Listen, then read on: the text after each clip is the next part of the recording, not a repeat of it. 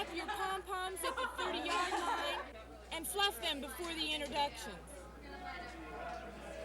Super Bowl programs. Super Bowl souvenirs. Super Bowl pennants. Super Bowl programs.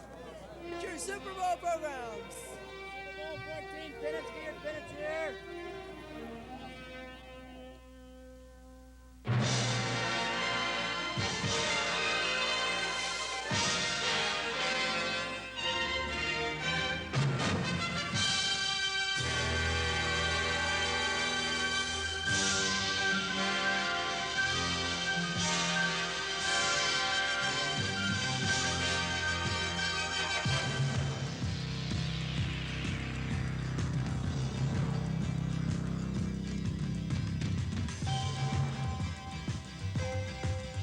Steelers wear the black jerseys, the white numerals, the gold pants with a black stripe and the black helmet. And across the way, the Rams, their colors are gold and blue. They wear white jerseys, blue numerals, gold pants, and they've got the blue and gold helmets. Theirs has been a storybook season. The off-season death of their owner, Carol Rosenblum. His wife, Georgia, taking over the ball club. The firing of his son, Steve, was now with the New Orleans Saints. The dissension they had within the organization. But all through this, Ray Malavasi has held the club together and brought them to the NFC title to face the defending champion Steelers in Super Bowl 14.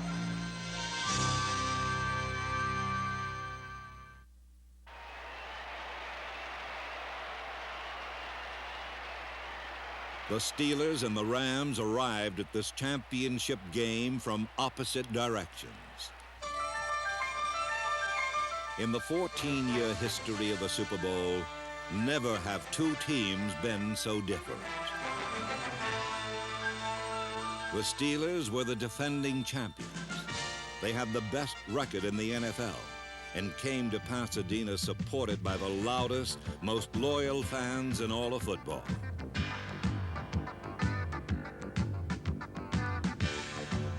The Rams, on the other hand, had the worst record of any team ever to play in a Super Bowl.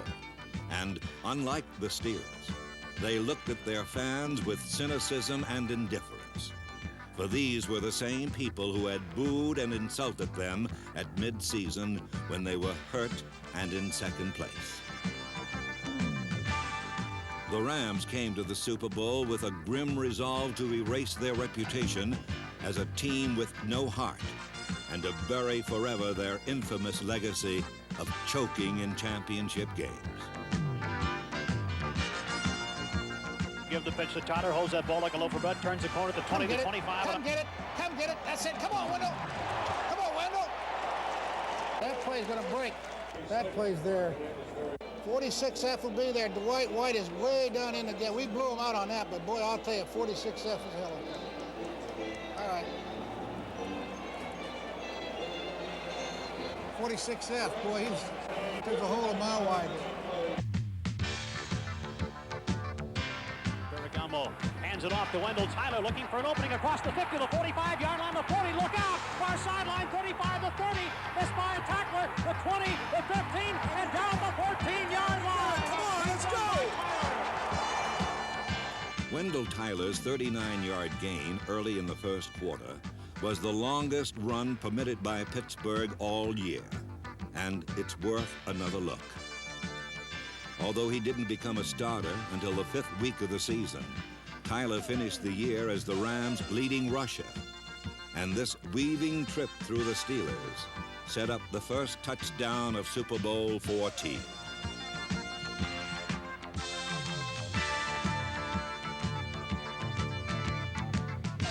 Cullen Bryant piled into the end zone and gave Los Angeles a 7-3 lead. And right now, the Rams are winning the battle of the line of scrimmage. They're getting off the ball, and they're beating the Steelers' defensive line. It's going to be a long day today, boys.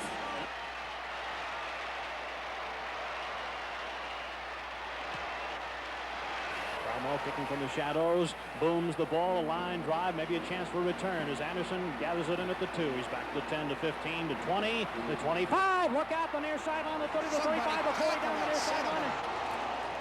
caught from behind by Joe Harris and swung out of bounds at the 47-yard line. And the Steelers got to go to work. For the last several years, it has sometimes seemed that there is one league for the Pittsburgh Steelers and another for the rest of those who play pro football. For hidden beneath Pittsburgh's smooth and flawless execution is the pounding pulse of brute power.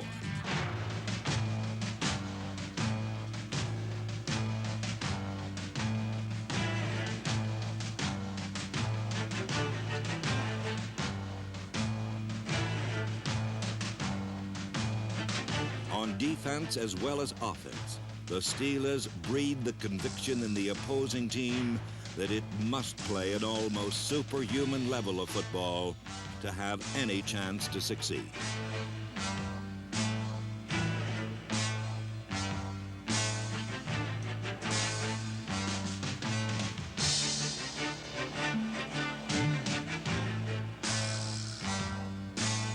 The Rams gave ground grudgingly and kept Pittsburgh out of the end zone until early in the second period. 1 yard line, just inside the 1.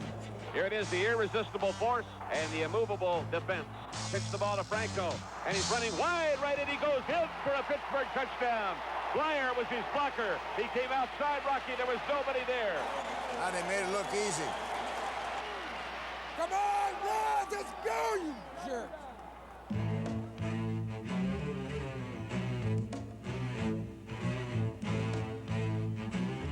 The Steelers were still the same tough Steelers, but they would soon discover that their opponents were definitely not the same old Rams. Throughout the year, the Rams were a running team, often inflexible, always conservative. But today, when their running game faltered, they threw caution to the winds and decided to gamble on the raw passing skills of a young substitute quarterback named Vince Ferragamo.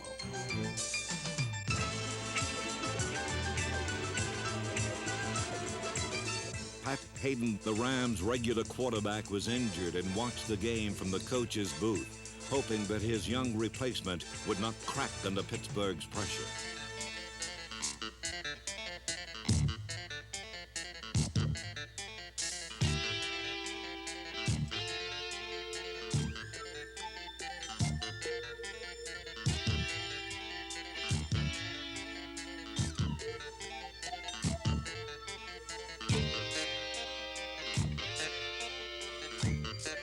Ferragamo faced the famous charge of the steel curtain with poise and resilience. Although he was sacked several times, his consistently accurate passing enabled the Rams to control the ball for the rest of the first half.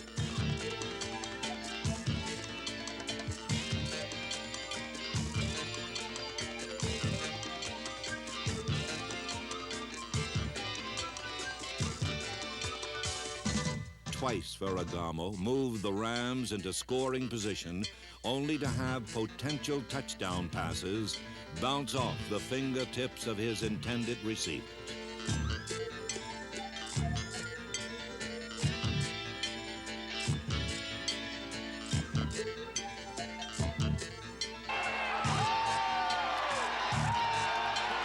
Some of the points, which had slipped through the Rams' fingers, were retrieved by the toe of Frank Corral, whose 2 field goals gave Los Angeles a 3-point lead. Ferragamo the other day said, I know we're going to win. He said, I won't give you the score, but I know we're going to win. And I was sitting 6 inches from him when he said it, so he said it, a Joe Namath-type statement. The Rams had not only the lead, but a new image as well.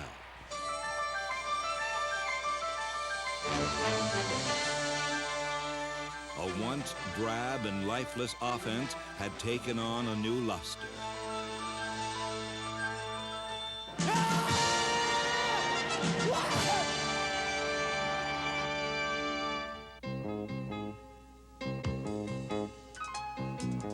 At the end of the first half, nothing seemed right for the Pittsburgh Steelers. Players that are usually lively and lighthearted were guarded and somber, and the coach, Chuck Noll, who is usually grim and intense, was loose and full of fun. And I had talked to Art Rooney the other day, and he said, I don't have a feeling about this game. I can't get a feeling. And whenever I haven't had a feeling, our Steelers have been beaten. Well, right now they're on the trailing end of a 13-10 score. They got to buckle down.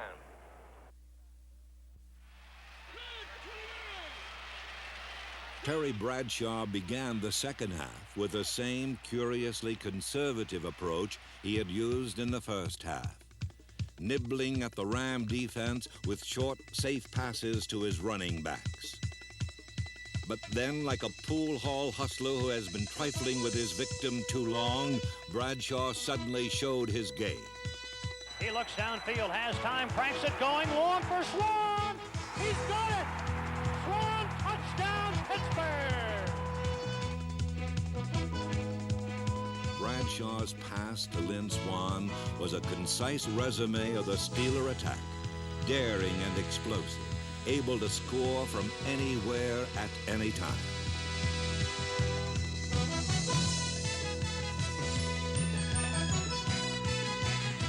The Rams had two defensive backs covering Swan and a linebacker blitzing Bradshaw, and still they could not damage the throw or prevent the catch.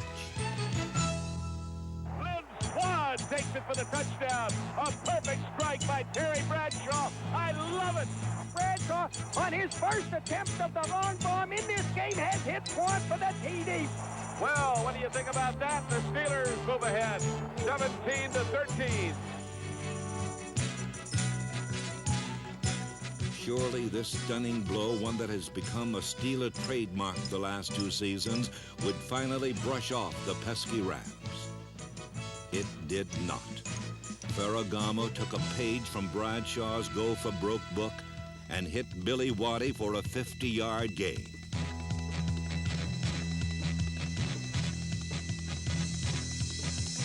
Before the Steelers could recover, the Rams struck again. Ball goes to McCutcheon, option pass, he throws downfield, leaping drop, touchdown, Ron Smith! Back and forth we go. The Rams back out in front by a score of 19-17, and we've not seen that play all year long. Maybe it was the fact that nobody gave them much of a chance, and therefore there wasn't much to lose. Maybe it was simply the realization by the Rams coaches that their team had to open up on offense to win. Great play. Whatever the reason, these new remodeled Rams had come from behind for the third time in this Super Bowl to take the lead.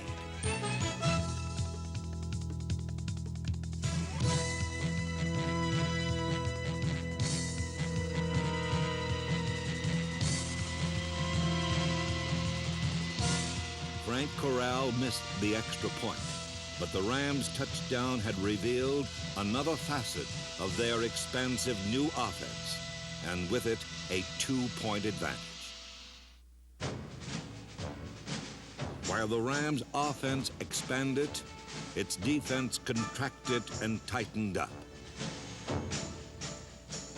They clogged up Pittsburgh's inside running lanes, and since neither Franco Harris, number 32, nor Rocky Bleier, number 20, has the flat-out speed to run wide, the Steelers were forced to abandon the running game they take so much pride in.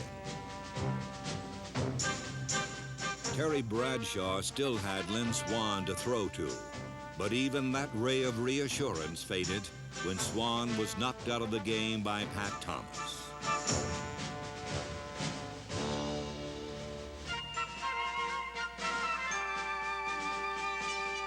With a crippled passing attack and a sputtering running game, the Steeler Express wobbled into disaster. Twice in the third period, Bradshaw was intercepted, once by Eddie Brown, and again by Rod Perry, number 49.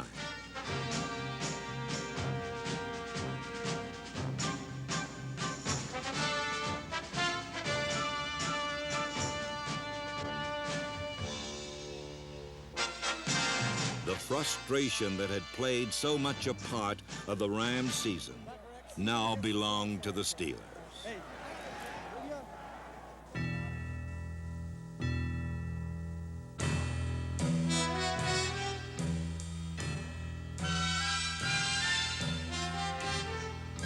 Time runs out in the third quarter of play.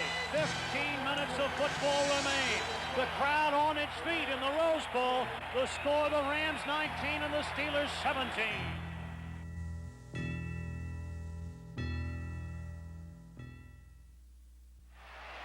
Great teams aren't always great.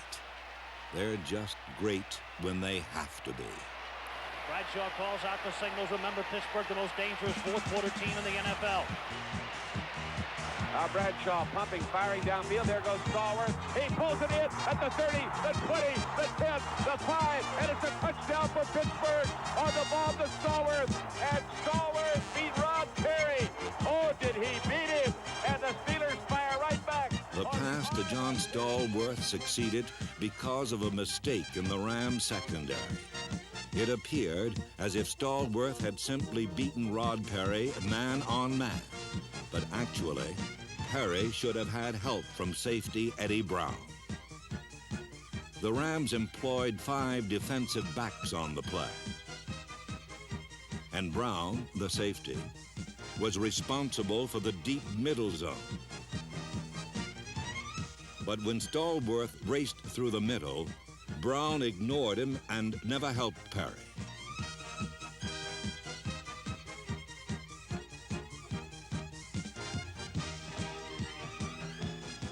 Stallworth, who should have been double-teamed, outreached his single pursuer for the ball.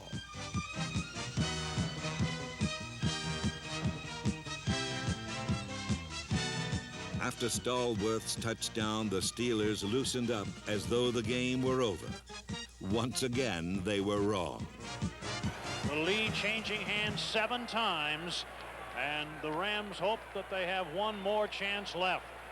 I think we can throw on first down now. I think we could throw on first down, even drop back passes. Hey, Ray, you got to go to the end zone with it. You got to go to the end zone with it. The Rams 86 yards away from the Steeler end zone, trailing by 5 points. Maybe one more miracle remains in their satchel in the 1979 season. Okay, come on, Ferragamo, play action, you sucker!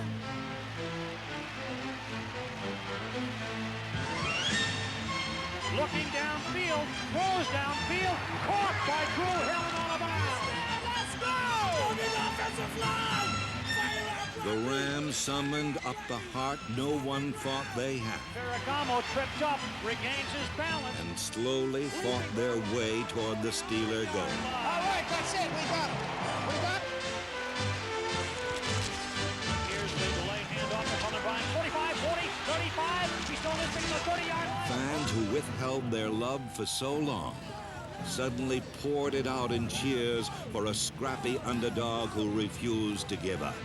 Ferragamo pitched and down he goes. J.T. Thomas got him at the 39. Why the hell didn't he audible in 97? Wally in motion, far side, and Ferragamo going back to pass. He's going to scramble. He's going to run the 35, the 40, and down the 42-yard line. Ferragamo, everybody go! On first down, he looks downfield. He shoots it over the middle long for Gennard, a diving catch at the 40-yard line. First down, Rams. The Rams were on the verge of another score when Ferragamo made his first and only mistake of the game. Ferragamo back to pass, shoots it over the middle. Intercepted by the Steelers. Lambert at the 15, the 20. Lambert still on his feet, cutting to the middle of the field, and he's down at the 30-yard line. First interception of the game off the arm of Ferragamo, and for Pittsburgh Steelers fans, it could not have come at a better time with 5:24 to go in the game. Waddy was wide open, Ray. Waddy was wide open, Ray, on the post. By day, the Rams' sparkling spirit had kept the game close. But by night, it faded into the black reality of the Pittsburgh Steelers mustering whatever it takes to win games when most of America is watching. You're not going to throw high percentage passes against the Rams. Go deep and get the big play because they're going to take away high percentage passing. Pittsburgh just wants to maintain possession, and it's a very big third down play. Nickel defense in for Los Angeles. Bradshaw back to pass. He sets up at the 23. He throws long down the center of the field for Stallworth. He's got it at the 25 and down at the 22.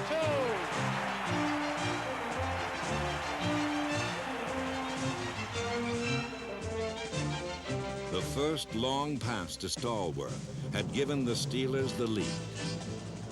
This one pointed the way to ultimate victory.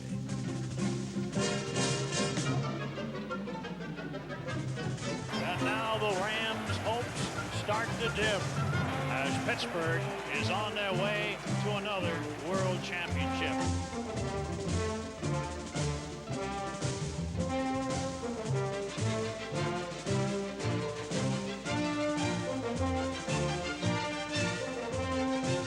And now the Rams really with their backs to the wall. Time running out. They can ill afford any kind of score right here. The game will be put out of reach by the Pittsburgh Steelers. Harris slices off the left side for a touchdown. Franco Harris slicing off the left side for a Steeler touchdown.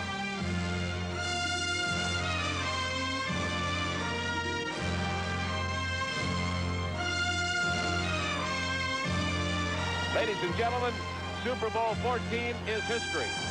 The Pittsburgh Steelers are the champions of the National Football League for the second straight year.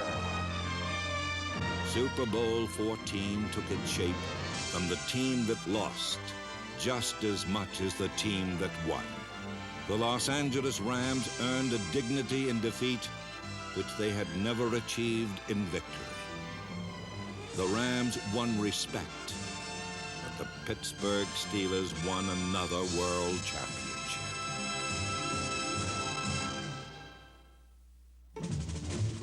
It's all over in Pasadena. The end of Super Bowl 14, the final score, Pittsburgh 31, Los Angeles 19. Possibly, and they'll debate this, possibly the most exciting Super Bowl game in history, certainly one of the better ones. Terry Bradshaw named the most valuable player, and the Steelers stand atop the pro football world tonight.